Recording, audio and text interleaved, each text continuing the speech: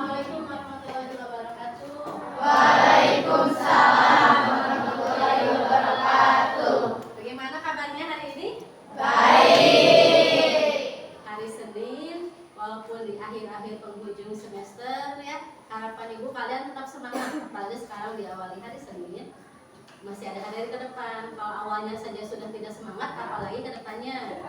Berarti jangan lupa ya, pokoknya mah walaupun hari baru, tapi kalian tetap harus optimis bahwa kedepannya masih ada yang harus kalian hadapi kedepannya ya. Nah, untuk pertemuan hari ini, Ibu akan menyampaikan mengenai berpikir komputasional. Ada yang tahu apa itu? Masih nggak tahu ya. Pertama bagi kalian, tapi sebelum Ibu masuk ke materi berpikir komputasional, Ibu mau absen dulu ya.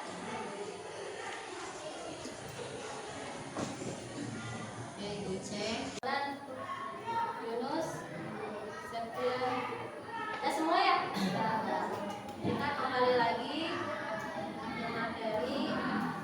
Nah, berpikir komputasional. Sebelumnya kan kita udah sering berkunjung ke lab ya. Di lab kita belajar apa aja? Penggunaan Microsoft Word, Excel, PowerPoint, udah. Nah itu kita pakai alat yang namanya komputer. Nah, dalam pembelajaran informatika tidak hanya menggunakan alat komputer ini, tapi bisa tanpa alat. Kenapa? Karena target dari informatika itu tidak hanya menguasai alat-alat ini, hanya alat-alat bantu, tapi diharapkan dari informatika itu kalian mempunyai pola pikir seperti komputer. Maksudnya apa? Nih, bisa kalian ketika mau ngetik di Word, mau ngetik nih, ada kertas, itu punya kertas, kalian mau ngetik di Word, apa saja langkah yang harus kalian lakukan? Ambil kertasnya, komputernya nyalakan, buka, udah nyala komputernya, kalian harus cari aplikasi apa? Microsoft Word. Nah, langkah-langkah itu adalah langkah-langkah berpikir komputasional, di mana kalian siap untuk menghadapi berbagai masalah dengan solusi-solusinya. Harapan dari berpikir komputasional itu seperti itu. Nah ini ya, berpikir komputasi. Melalui berpikir komputasional, siswa akan berlatih berpikir seperti seorang ilmuwan informatika, bukan berpikir seperti komputer, karena komputer itu adalah mesin. Berpikirnya bukan menggunakan alatnya. Kemudian kegiatan utama dari berpikir komputasional ialah menyelesaikan masalah atau problem solving untuk menemukan solusi yang efisien, efektif, dan optimal sehingga solusinya bisa dijalankan oleh manusia maupun mesin. Jadi tugas kita mah lebih ke memikirkan solusi-solusi apa ketika ada permasalahan, karena permasalahannya bisa nanti terselesaikan oleh komputer. Tapi yang penting kita mempersiapkan hal-halnya. Ya. Paham sejauh ini? Paham. Nah sekarang gini, Ibu udah siapkan kertas. Ada yang mau sendiri lagi nggak? Partner pindah aja sama Firdan. Kita pindah ya sama belakang ya. Terus jangan pindah terus. Berdua soalnya. Berdua. Nih, Ibu udah siapkan kertas. Ada yang duduk sendiri lagi nggak? Partner pindah aja sama Firdan.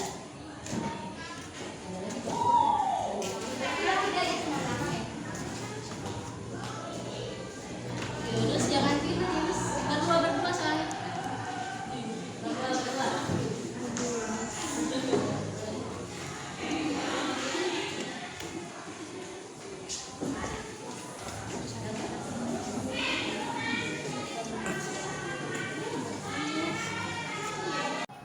Sekarang karena informatika itu kata Ibu tidak selalu penggunaan komputer, tapi kita akan berusaha untuk mencari solusi atau problem solving dari masalah yang ada.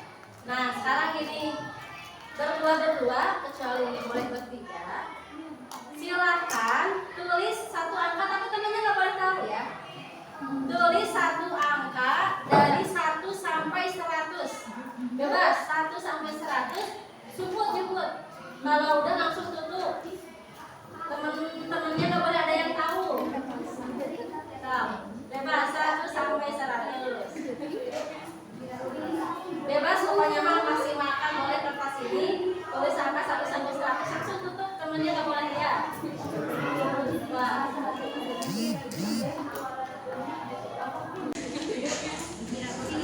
Bebas pokoknya mah masih makan boleh kertas ini. Tulis angka 1 sampai 100. Langsung tutup, temennya nggak boleh lihat. Wah.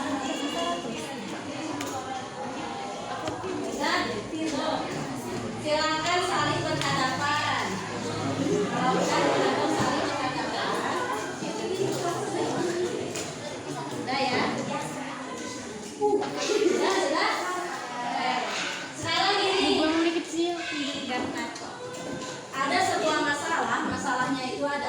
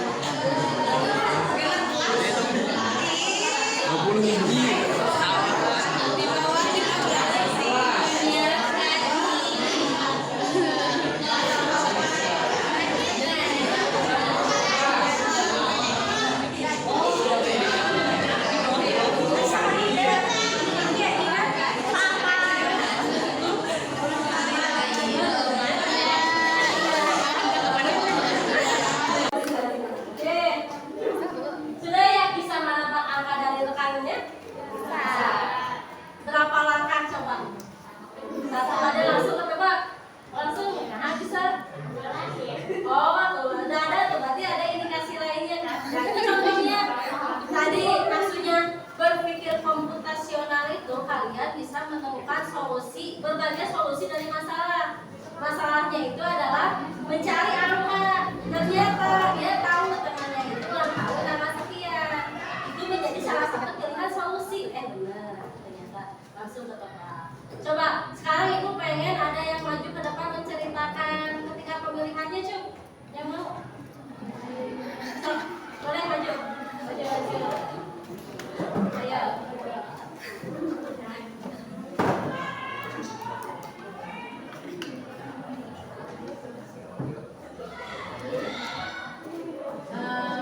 Ceritakan ke temannya pertanyaan apa saja yang diajukan ke temannya.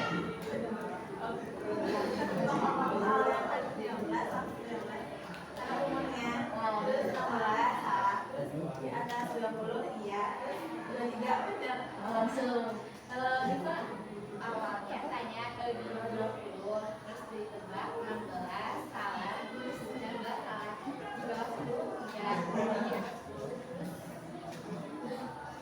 9 ditebak salah, 16 salah. tepuk tangan nggak teman-teman? Boleh? Indus? Iya, maju. Tepuk tangan sekarang ya. Ayo berdua.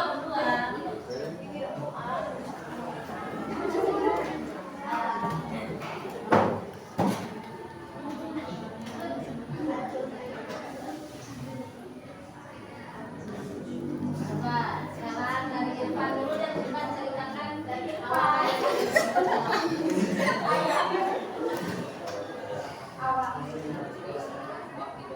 Di atas 50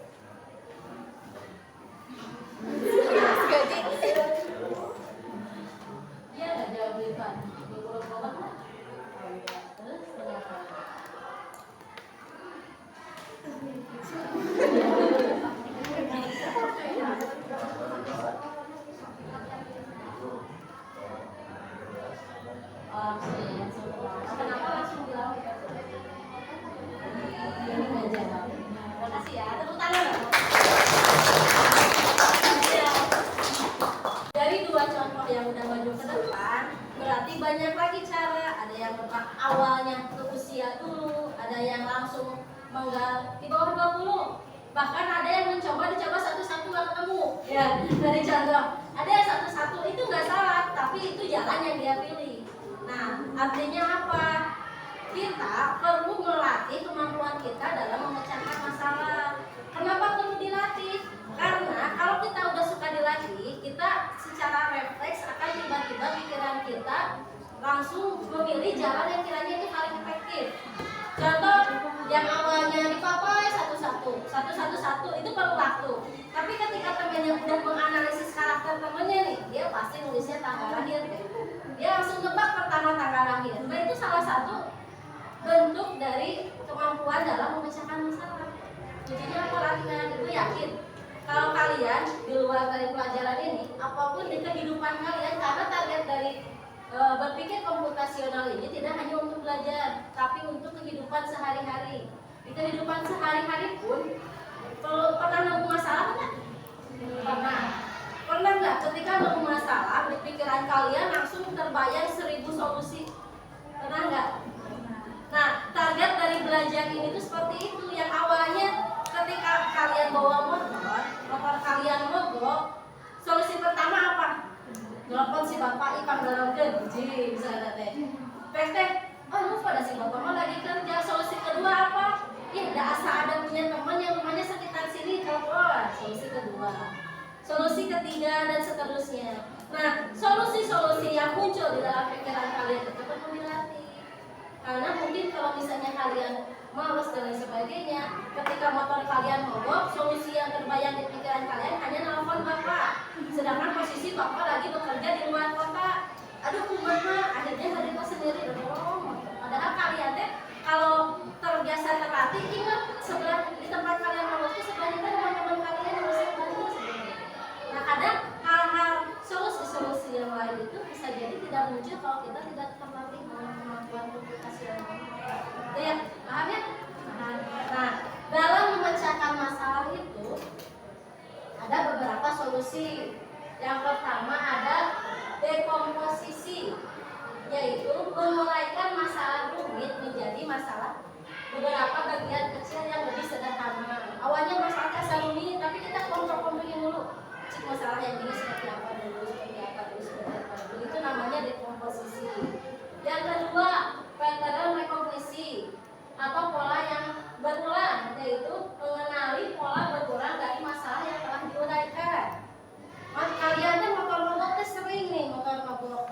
Berarti kan ada pola yang berulang. Jadi kalau mereka jadi mana kalian teh solusi terbaiknya itu minta tolong ke teman kalian ada di situ. Berulang, minta tolong lagi.